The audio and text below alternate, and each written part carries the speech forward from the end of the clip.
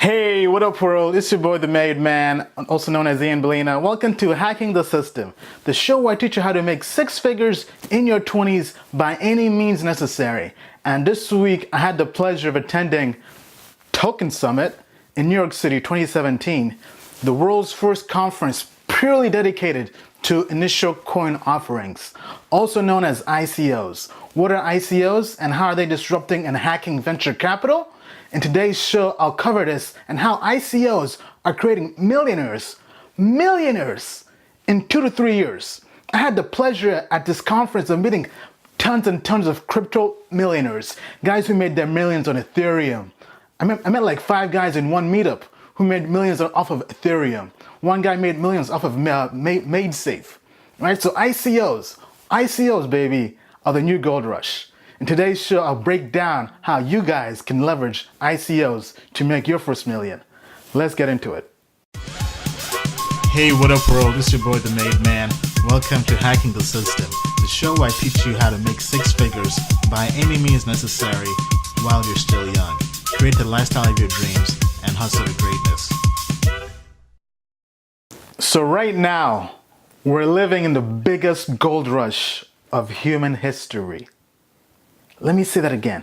Right now, we're living in the biggest gold rush in human history. The biggest wealth transfer in human history is happening right now, right before our eyes, in the background. And very few people know it even exists, right? The biggest amount of wealth is being transferred right now. We're in a golden era. What era is that? It's the ICO era, the initial coin offering era. The blockchain era, right? Go back to the dot-com boom, right? In the early 90s, early 90s, late 90s, early 2000s, companies like Google, Amazon, eBay, right? All these different companies, right? Almost anybody could just start a dot-com company and make millions, right? Because there was a big bubble blowing up, right? Anybody who had an idea, any idea, right? Recall pets.com, right? Anybody who had an idea was making millions and billions during this bubble. But guess what, right? The bubble eventually popped. But although that bubble popped, it still made lots and lots of people rich, right? Because they were in early, right? They were early to the party. The people who came late to the party missed out.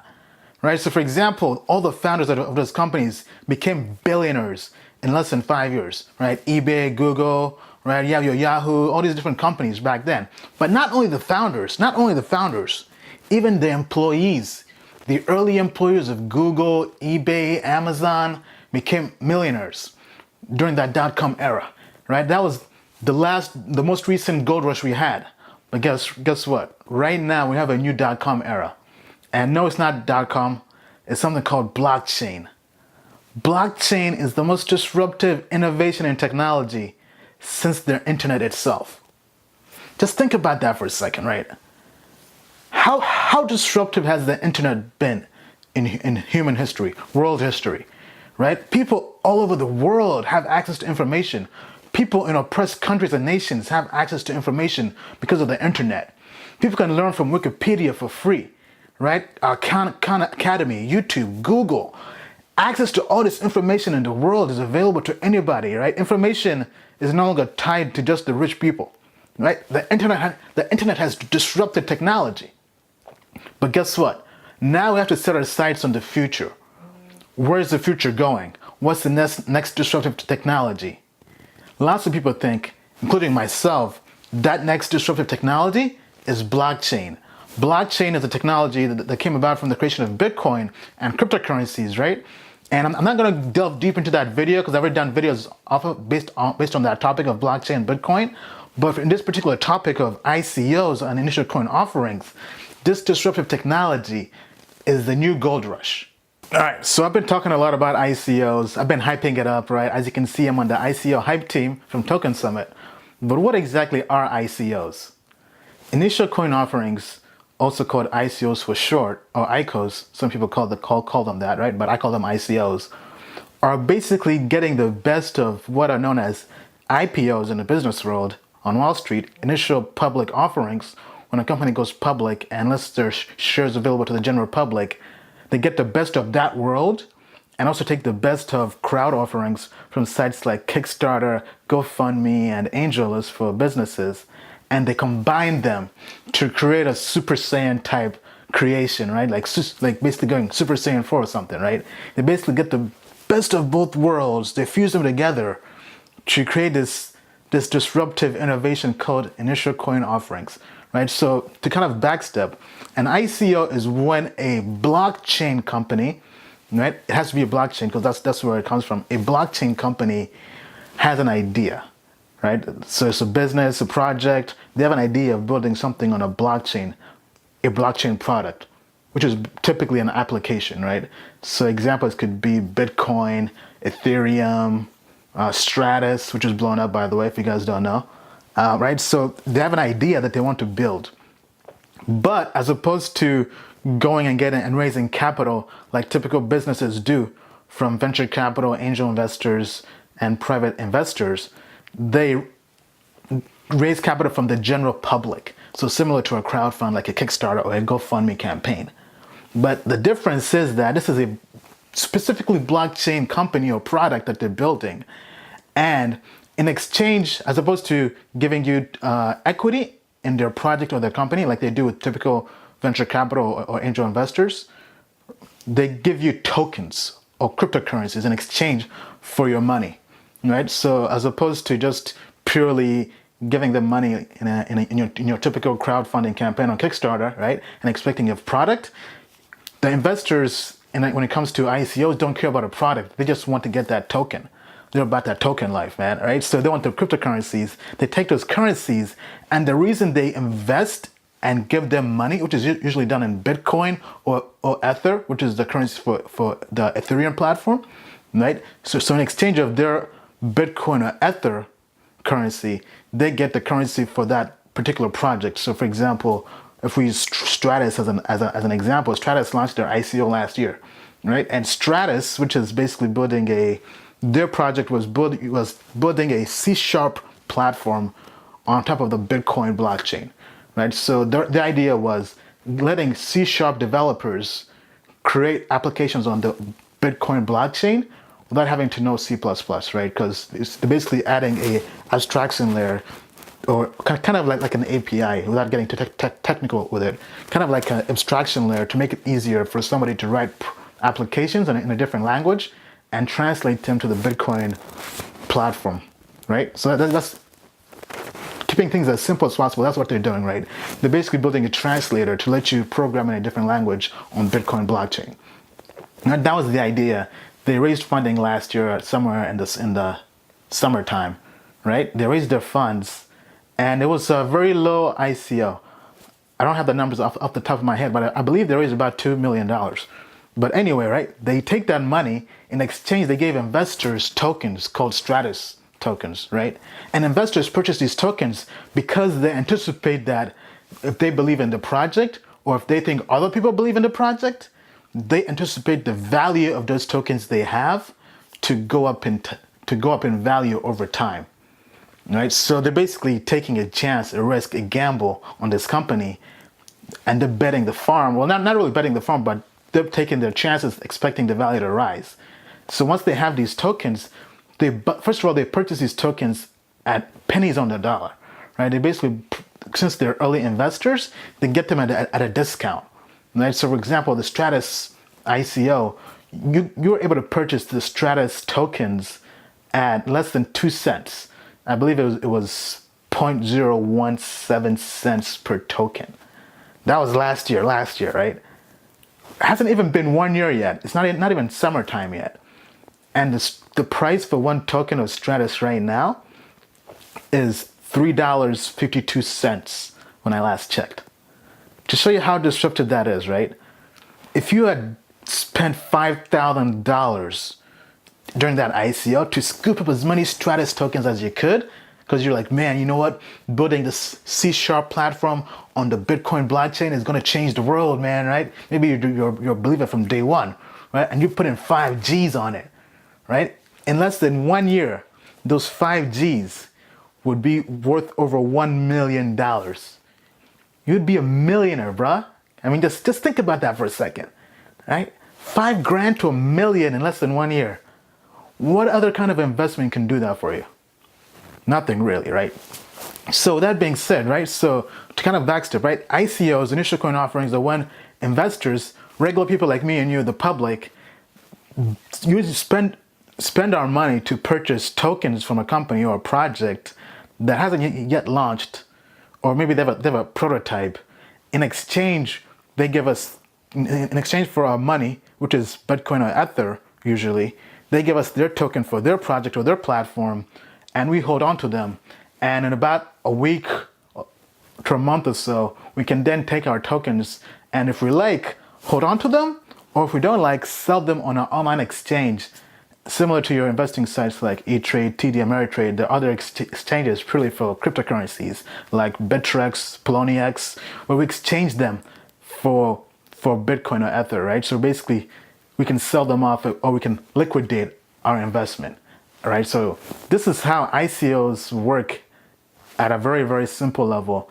And now let's go into what IPOs are to truly understand where ICOs come from. All right, so what are IPOs, also known as initial public offerings, which is where ICOs kind of borrow some methods from, right? So IPOs are when a private company gets their private shares and makes them publicly available to the whole world. It's the first time listing themselves public to the world that, hey, we're open for business, you guys can purchase our shares, right? So for example, all companies on Wall Street, on those exchanges like NASDAQ, New York Stock Exchange, even exchanges in Japan, across the world, right? When they go public, that's what that concept means. Going public for a company is having an IPO, saying, hey, we want to raise more money. So as opposed to just raising money from the private industry, from private sector, we now can go and raise capital from the entire world, from anybody who's willing to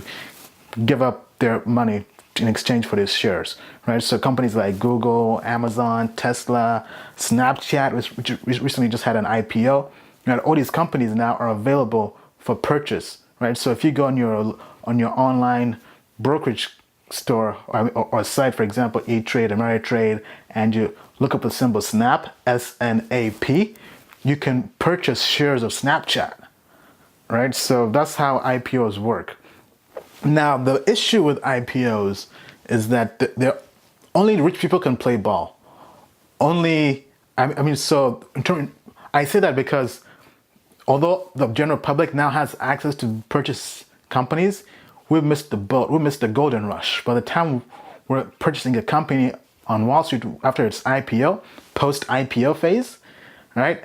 The price of that stock has 10x, 50x, 100x in terms of its initial price, right? So if you're an early investor, pre-IPO, that's where the real money is made, because IPOs make billionaires overnight.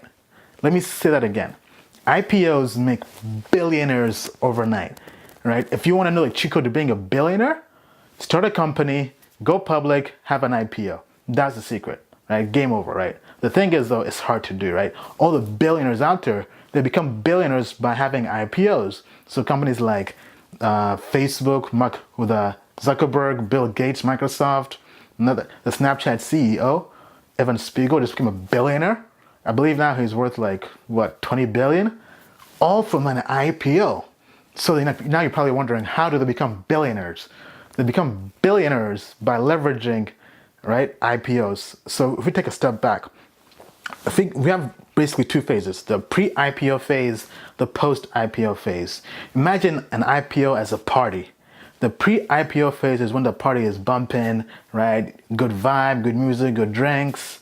Post-IPO phase is when the party is kind of dip, this party is getting kind of whack, it's getting overcrowded, it's kind of musty and dusty in here, right? So imagine if we go on public sites like PitchBook, which shows us venture capital and angel investment rounds for companies, and if we look up the company Snap, which is for Snapchat, right?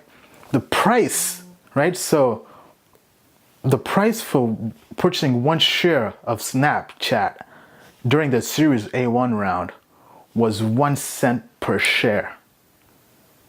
I did not mess up. Let me say that again, right? The price for purchasing one share of Snapchat was 1 cent per share. I mean, just blows the mind, right? And let's say you missed that boat, right? Because I believe that's usually for the angel investors, like the first check in, right? The first guy, because their Series A1 round, they had a valuation of about $500,000, right? Then let's say after that, there was a Series A round itself, and you could have purchased one share of Snapchat for 21 cents, right? 21 cents is still not bad, right? So if you've never done any kind of investments before and you don't understand what this means, right? This next part will show you how powerful IPOs are and the pre-IPO phase is, right? So after that, if Snapchat had multiple rounds of raising more capital, and with each further round of capital they raised, their valuation keeps on growing, right? So their initial valuation was about $500,000, then it went to about, I believe, like 5 million, then kept on going. Right? So after the pre-IPO phase, they now go public post-IPO. So now they've been in business because their first raised capital in 2012. Right now we're in 2017. So it's been 5 years. So after 5 years of hiring more employees, building a better product, right? They're obviously going to be a better company making more money, right? So during their post-IPO phase, when they went on Wall Street and said, hey, you know what? We're ready for business. This party's kind of late for the private investors. They want to cash out. Right? Now, your average mom, dad, Joe, Jane can purchase shares of Snapchat at the amazing price of $17 with a valuation of $24 billion. Right? Hold up, son, hold up, right? Wait a minute. You mean to tell me people are rushing to purchase Snapchat stock at a valuation of $24 billion with a price of $17?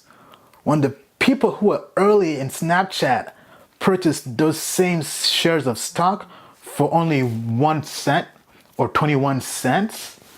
I mean, just think about that, right? If you're early, if you're just super duper early in Snapchat, right? Writing that first check, that second check, right? If you're a part of that group, you could flip in 5 years, flip your stocks that you purchased for 1 cent or you purchased for 21 cents. Could flip them on Wall Street, on an exchange, right, for $17 during the IPO. Although I would say, though, during IPO phase, to kind of protect against dumping of shares like this, because, I mean, people are trying to cash out, right? So to kind of protect against this, early investors have to wait 6 months, I believe, until they actually dump their stock, right? There's a law saying you can't just dump all your stock and try to cash out, right? Because it's going to tank the stock, right? And it's going to hurt everybody else, the guys who are late to the party.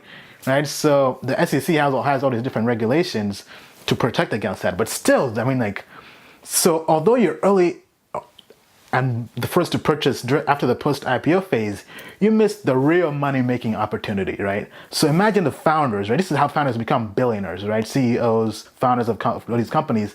They basically, when they found a company, they print money, they print paper money and saying, okay, we have 10 million shares in the Snapchat or whatever at this valuation, right? Once we go public, we can sell the shares we got from just being the founders of the company for $17 per share, right? So multiply this to whatever price you have, right? This is how companies make money. Now, the investors make millions as well because they get in at about 21 cents or so, right? As you can see, these IPOs are totally unfair. They're unfair in the sense that you can't invest in the pre-IPO phase due to SEC regulations. That's the American Security and Exchange Commission. It's meant to protect your average investor, and they have regulations saying that to invest in the pre-IPO phase, you have to be what's known as a sophisticated or accredited investor. What does that mean? That means you're super duper rich, basically, right? You have to show proof of making over 200 grand 2 years in a row, or have a net worth over $1 million. If you don't have that, you cannot invest, right? And also, because the typical way companies raise money in an IPO or prior to an IPO, when it's just a startup or a company, they want to have as few investors as possible, right? Because the more investors you have, the harder it is to manage and keep up with, right? And you're basically diluting the pot, right? So you want to have as much money as possible from as little people as possible, right? So rather than raising $100 million from 100 million people, you'd rather raise $100 million from just 10 people if you can, right? That's kind of how that works, right? So because of that concept, companies go to people who have lots and lots of money. So, right, so going back to that Series A1 phase, which is usually for angel investors, right? To be an angel investor typically requires you to invest minimum 25 grand in a company, right? So angel investors, on average, minimum usually invest $25,000. And then for venture capital, they typically like to write big checks, fat checks, right? So on average, they like to invest minimum $3 million or so, give or take, right? Because they're trying to make big moves. So imagine your average person who's like me, right? Me, you, whoever, right? Who wants to invest in the next Snapchat, the next Facebook, the next Google, when it's just a bunch of college kids in the lab trying to create the next big disruptive idea? We can't do that because we can't play ball. We don't have 25 grand to invest, right? So this is where ICOs disrupt everything in the sense that you don't have to have 25 grand to invest early in that pre-IPO phase. You can just come with your 10 bucks, your 100 bucks, your 1 grand, your 5 grand, whatever you got. Everybody can play. Everybody can invest and come up and make their million, right? This is how ICOs are disrupting IPOs. All right, what is crowdfunding? I talked about IPOs, initial public offerings, and how ICOs brought the good parts of that in coming up with this concept of ICOs, but they also borrow something from the crowdfunding world, right? And they've merged the two to create what are known as ICOs. So to understand that, we have to also discuss crowdfunding. Crowdfunding, some of you may be familiar with this, is when people, project or company raise money from the general public, right? So sites like Kickstarter, GoFundMe, AngelList, all these sites, people can go on there and say, hey, you know what? My car is broken down. I need to raise some money. Can you help me fix my car? Or, hey, I'm trying to travel to go see my sick aunt and blah, blah, blah. Can you guys donate some money to me or donate money to my project? Or maybe I'm trying to build this nice thing on Kickstarter or fund a film, right? Can you invest this, right? So people basically have something they would like to raise money for, and they leverage social media and the online web to spread this message and raise money for this, right? So once you raise money for this, right? So, but to kind of go back, let me first take a step back. So crowdfunding was enabled in 2012 when Obama passed the Jobs Act, which basically said that, okay, we know what, typically only sophisticated investors or accredited investors can invest in companies prior to them being public. But now we're going to open it up to the general public and say, okay, you don't have to be an angel investor and invest a minimum of 25 grand or have over $1 million net worth or make over 200 grand in 2 years in a row to invest in a company. Now anybody can come and invest in this company or project, right? So this made sites like Kickstarter available, AngelList, which is for startups to raise money from everybody. However, although that was good and kind of opened up the space, right? There are still regulations and stipulations as to how much you could raise. I believe there was a cap in terms of each individual could only invest 100 grand if they weren't a sophisticated investor, right? So there's still laws tying the people down, right? So although it was a good concept, there are still restrictions, right? So ICOs, initial coin offerings, took the concept of raising money from the general public, kind of like Kickstarter, AngelList, and take the concept of IPOs in terms of people getting back, as opposed to a product, they're getting back shares, right? And they merged the two to create something that's totally disruptive.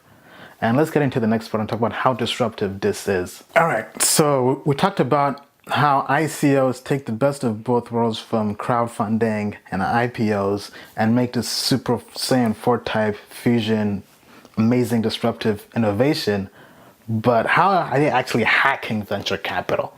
Right? Because venture capital used to only belong to the rich people. As I mentioned before, only the rich people could invest in Google, Amazon, Tesla, Snapchat, pennies on the dollar in that early pre-IPO phase, right? Everybody else post IPO was getting a bad deal. Well, now companies, right? So going back to Stratus example, companies, as opposed to only raising money from venture capital or angel investors, right? VCs on average invest minimum $3 million, and angel investors who are basically just super rich people, individuals, on average invest minimum 25 grand, right? Now they, in the same manner as a crowdfunding campaign, they go to the entire world wide web. Anybody in the world, no matter your location, just think about that. No matter your location, the company, like for example, Stratus is based in London, but me over here in Washington, D.C., I can still put my money in without even having to fly there, right? So they open up to the entire world. Anybody can invest money into this blockchain company, right? Because ICOs are for blockchain companies or projects or ideas. And the premise is that as an investor, as opposed to receiving equity in the company, we receive tokens that we can then flip and sell at a higher value, ideally down the line, right? But it's a value for companies especially, right? Because now, so picture Shark Tank, right? The hit TV show Shark Tank with Mark Cuban, Mr. Wonderful, Draymond John, right? All those different people, right? How many times do you see people come on to Shark Tank and say, okay, you know what? The investor is going to give you $250,000 in exchange for 10% of your company, right? So with typical venture capital or angel investments, right? Because Shark Tank guys are basically angel investors, right? People with over $1 million net worth. They basically invest in exchange for equity. The company getting money has to give up something. They have to give up ownership of their company, right? Which is a bad thing, right? Because let's say you own 100% of your company. Each time you raise money, you're giving away a slice of the pie. Now companies are sprinting towards ICOs because ICOs allow them to raise capital, right? So imagine, going back to that Shark Tank example, that same company can raise that $250,000 and give up 0% ownership of their company. Zero. A big fat goose egg, right? So imagine the value that is and how disruptive that is for companies, to a point that in the last 1 year alone, blockchain companies have raised more than 2.4 times money from ICOs than from venture capital and regular investments, right? And the companies are raising millions of dollars, millions, right? Ethereum ICO raised $18 million. Recently, there was the Mobile Go ICO. Recently, just closed up last week. They raised $55 million, right? The Gnosis IPO was humongous, right? The biggest IPO. I mean, not IPO. The biggest ICO, excuse me, right? Kind of mixing up the words. The biggest ICO raised was a DAO raised, I believe, $160 million. So there's a ton of money in this space. So with that being said, right? The fact that companies don't have to give up equity in their company to raise money just disrupts VCs, venture capital, angel investments right off the bat. That's the first way it's disrupting venture capital. The second way it's disrupting venture capital is that there's very little regulation or laws in this space when it comes to ICOs, meaning that it's the wild, wild west in a good way though, right? In the sense that there's no red tape, blue tape, or these different government agencies saying, hey, you can't do that, you can't do this, right? So imagine a typical IPO, the initial public offering on Wall Street. The SEC Commission has so many different amounts of paperwork you have to file. I believe like just filing for it is like over 600 pages of paperwork. With an ICO, there's barely any paper. There really isn't paperwork. You just say, okay, you know what? It's kind of like firing up a Kickstarter page saying, okay, hey, you know what? We're gonna raise this amount of money. Here's where you guys can put the money in. We'll give you the tokens, right? So there's less paperwork. Now, I'm not gonna say there's zero paperwork, but it's much, much easier and faster for a company to raise money with an ICO than go through all these different regulations, stipulations with an IPO and getting private capital, right?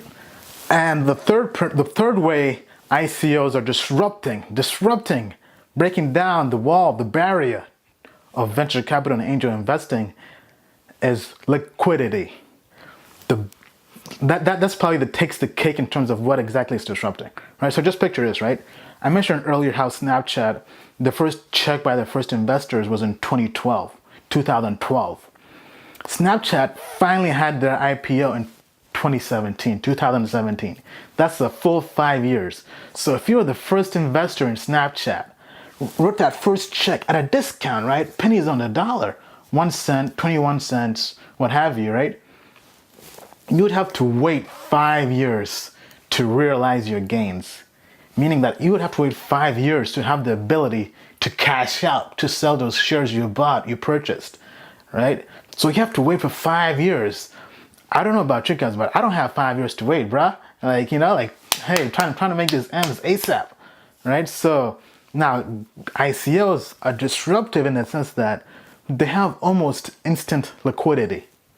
In the sense that as soon as you purchase, for example, with Stratus, right? As soon as you give them your money, which is in the form of Ether or Bitcoin, within about 1 week to 1 month, those tokens are now available to be listed on an online exchange like Bittrex or Poloniex, right? So you don't have to wait 5 years to cash out, right? So imagine like those early investors in Uber, right? Like Jason Calacanis, Gary Vaynerchuk, all these investors in Uber, they're still waiting for Uber to go public or for somebody to purchase them or buy them up before they can pull out their money and realize the gains and take out those profits they've made. I mean, sure, they're gonna make a ton of money on those investments, but they have to wait on average 2 to 7 years. But with an ICO, you only have to wait on average a week to a month or so, right? So for example, I've invested in multiple ICOs, and initially, I began investing with small amounts, just kind of test out the waters. Only $100, right? I put $100 on the Humanec ICO, which is a project basically that's trying to help the unbanked population across the world with banking, right? It's a great, stable idea, disruptive idea, great company, right? But I just to test the water, I just put $100 on it, and within a month, I've gotten over a 300% return on my money, right? And I can cash out right now. I don't have to wait 2 years, 5 years, 7 years. I can cash out in a month. Now, so the guys out there that all they do is just flip ICOs. They put in 5Gs, a month later it's 10Gs. They repeat, right? Just like they're straight cheesing the system, cheesing the game, hacking the system, right? But that goes to show you that ICOs are so liquid, so liquid compared to regular old venture capital, angel investments, right? That now even venture capitalists are investing in ICOs. I'm just thinking about that for a second, right? Over at Token Summit, where I just came from, right? I met a whole bunch of hedge funds, like people who made their millions, made their M's in cryptos, and now they run hedge funds where they invest in ICOs. You know, I went to a meetup, met 3 hedge fund guys. They all made their millions investing in the Ethereum ICO. Right? I'll talk about that later in the next section, but right, all these people are putting big money in these ICOs because they're liquid. You can invest in them and a month later pull out your money if you don't believe in the project anymore, or if you just want to make a quick profit. Or you can hold like regular venture capitalists and just ride the wave till the project matures. But you have options, and it pays to have options. All right, I've been hyping up ICOs a lot, but what is the history, right? Just to kind of give you guys an idea of where this idea or concept came from. The very first ICO was launched by Mastercoin, I believe. I think they're the first ones to truly do this on a big scale, right? So Mastercoin was like, hey, you know what? We're trying to raise money, but let's just raise money from the general public in the same way as crowdfunding campaigns do it. But in exchange, as opposed to giving them a product, we'll give them tokens. We'll give them our cryptocurrency. And people loved it, man. They loved this idea. They raised so much money. They raised $5 million from this crowd sale. And people loved it, right? That was the very first ICO. Then moving forward, we've had lots and lots of big ICOs. We had the Ethereum ICO, where I met lots of millionaires at Token Summit that made their millions on Ethereum ICO. So people were able to invest in the Ethereum ICO. They raised, I believe, $18 million. And the price for Ethereum token at that point was 30 cents. I don't know if you checked the price of Ethereum right now, but at the time of this video, it's about $160. So that's a big return on your money in less than 3 years. Less than 3 years, man. Like life-changing profits, as Ty Zen and LeonFu.com say, right? And then the DAO, as I mentioned earlier, was the biggest ICO we had, and they raised over $160 million. All right, and now it's come to a point where the industry and the space is so mature, we have ICOs almost every single week. So there are different calendars. You can go out there and find different ICOs to invest in, but this space, this is just the beginning. The best is yet to come. All right, so now we go to the meat of the video, all right? The creme de la creme, the part you guys have been waiting for. So how can ICOs make you a millionaire in less than 5 years, right? In like 1, 2, or 3 years, right? I've kind of talked about this in different parts of the video building up to this, but right, this basically just showcases with 2 examples, right? So the Ethereum ICO. Ethereum is the second biggest competitor. It's the second biggest cryptocurrency out there after Bitcoin, right? It has a market cap of, last time I checked, I believe like $16 billion.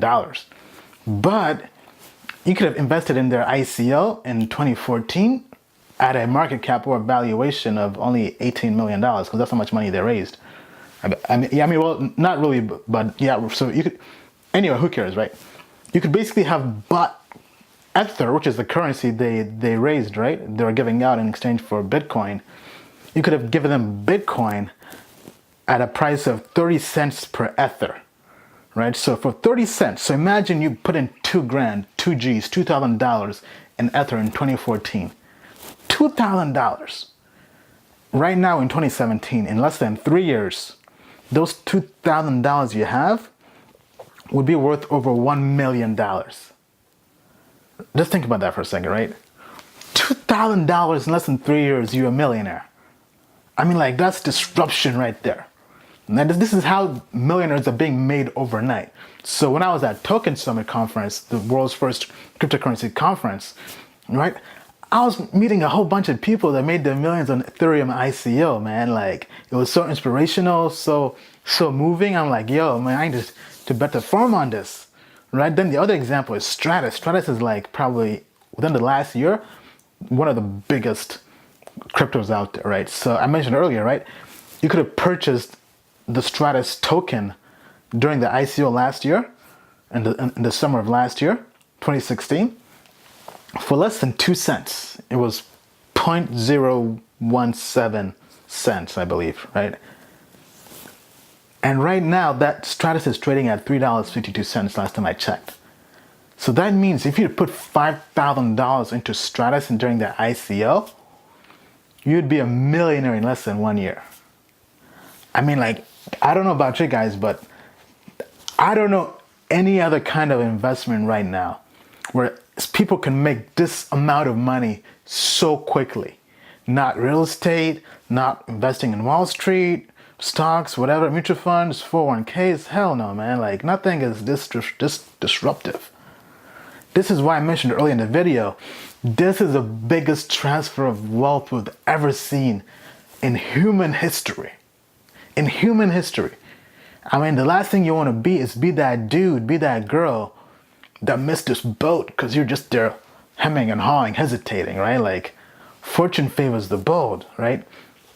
This is why I'm going all in cryptos, ICOs, right? I'm not putting in 2 G's or 5 G's just yet, but right, I'm kind of taking steps, right? So with me, I'm basically starting in small, right? I first began I was investing about $100 in each ICO, and I was doing about 2 or 3 ICOs a week, right? Then that was like my first month, just kind of see how the entire process worked, learn how to send money to a project, learn how to get the money back, store the money, and flip it on the exchange, right? So far, I haven't really flipped any ICOs. I'm just kind of holding onto them for the long term, right? Then after a month or so, I raised the amount I was investing to $500 per ICO, right? Then a month later, I'm going to start doing one grand per ICO, right? Because I basically allocate a particular amount of my crypto portfolio to ICOs, right? So after a while, after you start making money on your portfolio, you can start putting money into different ICOs, right? But the idea is that if you get in early, you're basically like purchasing Snapchat pre IPO. You're basically purchasing them at 1 cent, 21 cents, and flipping it and selling it as opposed to, I'm selling it for like 17 cents post IPO. I mean, $17 post IPO, right? So going back to Stratus, right? Less than 2 cents, $3.50 in less than 1 year. Ethereum, 30 cents, flipping that for 160, right? So people are making millions out here, man. Like this is the fastest way I know to make a million. If you know any other faster ways, definitely put me on, plug me in, drop me a comment, let me know. But this right here is the game, it's the truth. All right, so I've been hyping up ICOs a lot, but now we go to the next part of it. Is it safe to invest in ICOs, initial coin offerings? All right, so back in the day, in the early phases, it wasn't as safe as it is now. Right now, it's definitely a lot more safe, but in the early days, it was kind of a wild, wild west, right? It has the same problems you may have with your typical crowdfunding projects, right? So maybe your Kickstarter, your GoFundMe, whatever, where you give people the money, but you may not be sure if they actually follow through with what they say they're going to do, right? But so imagine you're giving somebody $100, $2,000, $5,000, and the project, they never actually start the project. They run off with the money, they scam you, or maybe the project just completely fails and bombs. In the early days, that was more likely. Nowadays, it's less likely because now the community as a whole, the crypto community, has started to create different guidelines for what they desire in an ICO before they invest. So for example, now it's harder for someone to just run off with the money in the sense that most people want, including myself, I recommend don't invest in companies unless they have an escrow account set up, an escrow wallet, meaning that if they raise $18 million, $30 million, $2 million, who cares, right? That money is locked up. They can't just, it's owned by a third party, right? An escrow company owns the wallet and says, okay, you guys can't take out money until you meet these particular goals of each milestone, right? So for example, Golem is a company that has different milestones coming up, right? They have one coming up next month, Golem Brass, right? So when the companies, they're more likely to raise money from the general public, investors like me and you who's probably watching, if they say, okay, you guys may raise $10 million, but you only get $2 million after completion of every single milestone, right? So you do milestone 1, you have $2 million for the first milestone, you finish that up, you can take this other $2 million you raised, you finish that up, you can take the next $2 million, $3 million, right? So this creates safety in the community and gives people that confidence before they back an idea, right? And the other things to avoid for when investing in ICOs, don't invest in teams that have anonymous developers, right? Like if you go on there and you don't know who's behind the team, they have no LinkedIn page, no picture, or if they have the picture, it's a generic picture, it's a stock picture, or even worse, it's a stolen picture of somebody else, it's not them, right? Like, so you gotta do your due diligence. You can't just invest blindly in this, right? Do your homework, right? Because there's lots of money to be made, so some people will go the extra mile to scam people, right? So make sure you do your homework, do your due diligence. If you know who the founders are on the website, check them out on LinkedIn, see if their background is credible, right? Search them on Google, see if there's any bad press on them, right? So for example, there was an ICO I was thinking of investing in, Monaco, right? Because they're doing kind of like they're creating debit cards and credit cards for Bitcoin and cryptocurrencies. And I Googled the founder, and I saw on Google that his last company went bankrupt. And I'm like, oh, hold up, time out. I'm not giving these guys my money, right? Right? So you want to do your homework like that. Or for example, go on sites like Bitcoin forums, right? Bitcoin Talk, I believe is one. Just search and see what other people are saying about these companies, right? So that same company, other people on the same Bitcoin forums were saying, hey, this is a possible scam, right? So things like that, you want to avoid them, right? But let's say you still believe in the project or the idea. Right, so for example, with me, I still kind of like the idea. So as opposed to investing in the ICO, I'll pass on the ICO. But as soon as that project, as soon as the token gets listed on an exchange, I'll buy it early at a discount and just write it off, right, as the price goes up. Because ICOs are tricky, right? So, but once a project gets onto an exchange, you can still purchase it at a very, very cheap price and just write it off. So for example, some ICOs, although they're disrupting venture capital, there's still some restrictions, right? So, for example, some ICOs, you can't invest in them if you're from America because we still have some SEC rules blocking some stuff, right? So, there's some ICOs I couldn't invest in, like I believe it was iExec and RLC, some cloud computing stuff. I mean, some supercomputing stuff on a blockchain. So I couldn't invest in it because I was in America, right? So although now I learned I could just use a VPN, virtual private network, to access it, but still, right? You can just wait for the ICO to finish up. Once it got listed on the exchange, I just purchased their tokens for I purchased it for 35 cents, rode the wave till it was like 75 cents and sold, right? So for about 70 cents. So I basically doubled my money in like a week or two, right? But so those are different ways you can navigate ICOs. One other thing to avoid when investing in ICOs, make sure the company or project you're investing in has some kind of prototype. Now, I know Ethereum, when they initially launched, they had no prototype. They had like pretty much just a white paper, basically just a business plan, basically, right? But that was super duper early. Now the space is more competitive, right? So expect the company to have a prototype, a proof of concept, minimum viable product MVP, right? Have some kind of working prototype prior to you investing money in them, right? Because you're taking a chance in this, right? And now there are sites out there that actually share their due diligence with others for free. So for example, one site I just found out recently and I love is called ICOrating.com. They go there and they basically do in-depth thorough reviews of each ICO before you invest in it, and it's free, right? They'll tell you this ICO is risky, don't invest in this, pass on this, or this is a great ICO, it's stable, right? They go through the team, the idea, the product, right? Their competition, right? Very, very thorough, and it's publicly available, right? So ICOrating.com. All right, so I got you hyped, super hyped. You're trying to make your million quick in like 1 year, 2 years, maybe 3 years at the worst, right? So how do you get involved in this, right? So let me show you how you invest in ICOs.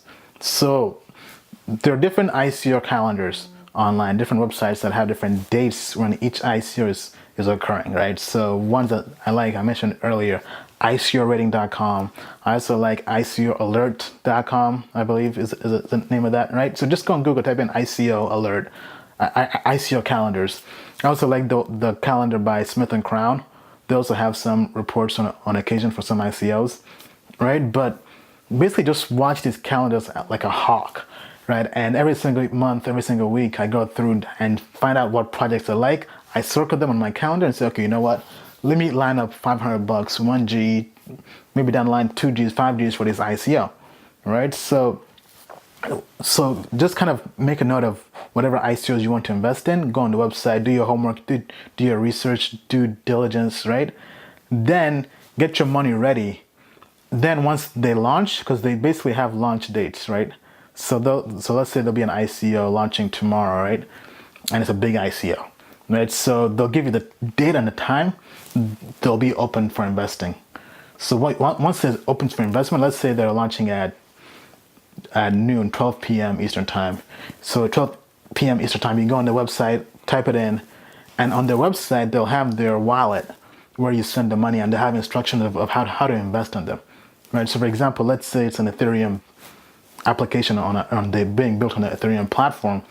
They typically would take Ether. For the most part, most projects take Bitcoin or Ether. Some take some other different currencies, right? So you always have Bitcoin and Ether in your portfolio ready for ICOs, right? So once the data is listed, once it's opened, then you have to send them money. So one thing to note though is some ICOs are capped, meaning that they close off after they raise a particular amount of money. So for example, let's say, I know that there was a storage ICO I was a part of recently. Their goal was to raise $30 million. So after 30 million, if you're late to that party, you're out, right? So, and some ICOs sell out like that, right? Some ICOs have sold out in like 30 minutes, right? I think the storage ICO was lasted about 2 or 3 days, I believe, right? And some ICOs have no cap, and they last an entire month, right? So all these different things are available on these different websites on their calendars, right? So if an ICO is capped, that means you have to be super early, ready to press the button to send your money there, right? Whether you're Bitcoin or your Ether. Now, once you send the money, sometimes there are basically two ways the projects will send you their tokens. Sometimes it's instant, especially if it's being done with my Ethereum. With Ether. If it's a ERC20 token, which is kind of like this standardized token for Ethereum platform applications, meaning that it's very, very easy for them to send you their tokens right back to you, right? So from your wallet, from your Bitcoin or Ethereum wallet, if you're new to Bitcoin or Ethereum, I have an earlier video that covers that, and just go on YouTube or just search on Google how to use a Bitcoin and Ethereum wallet. But one thing to note, make sure when you're sending money, when you're sending your Bitcoin or your Ethereum to these ICOs, don't send them money from an online exchange. I repeat, don't send them money from an online exchange like Poloniex, GDAX, Coinbase, Gemini, Bittrex, Bitfinex, right? Because all these websites, you don't own the private keys. And if you have to claim your tokens down the line, sometimes they'll require you to have to sign and verify that it was you that sent the tokens. So it's not somebody who's trying to pose as you to steal your tokens. And to sign and verify, you'll have to have your own private keys. You have to have access to the private keys, right? So what I recommend for Ethereum ICOs is my Ether wallet, which is just myetherwallet.com, I believe, right? And then for Bitcoin, well, it kind of depends, right? Sometimes you can just use a regular wallet like Exodus or Jax, or you can just use one like blockchain.info. I've used that one before because I had issues with the Exodus, with not being able to verify, so I had to export my private keys. So just to kind of give you guys a warning in advance, sometimes it can get very, very technical, especially if you're a beginner, if you're a newbie at this, right? So to kind of avoid all that headache, invest in ICOs with your own wallet, not an exchange wallet like Coinbase or Poloniex or what have you, right? I recommend my Ether wallet for anything Ethereum because that one always works, right? And Bitcoin, I would recommend blockchain.info or Exodus. Or even better, if you have a hardware wallet, that works even better, right? But not everybody has a hardware wallet, right? So with that being said though, right? Once you send the money, right? Usually, sometimes it could be within a few days, right? But as I mentioned earlier, it can be anywhere between 1 week to a month to where they'll give you back the tokens, right? So you basically, because once they close funding, once they close raising money, after a few days, then they'll give you the tokens, right? So some campaigns, they close very, very early, within a day, within 2 days. Some campaigns, it takes them 1 month to raise money, right? Because sometimes they aren't capped, but the ones that are capped, usually, and they're popular and there's lots of demand, they typically close early, right? So anyway, once they give you the tokens, you can store them either in your wallet, if it's ERC20 token, if it's Ethereum token, you can store it in the My Ether wallet, or if it's whatever different token, you store it in that project's wallet. So for example, Stratus has a Stratus wallet you can download from the website, right? So whatever the website is, sometimes if they have their own wallets they use, right? And you can hold the tokens there. But anyway, once you have the tokens, you basically just hold on to them and just wait until that token becomes available for trading, for buying and selling on an online exchange like Poloniex or Bittrex and some others, right? So this could be a week, it could be 2 days, it could be a month, maybe even longer sometimes, but that's rare, right?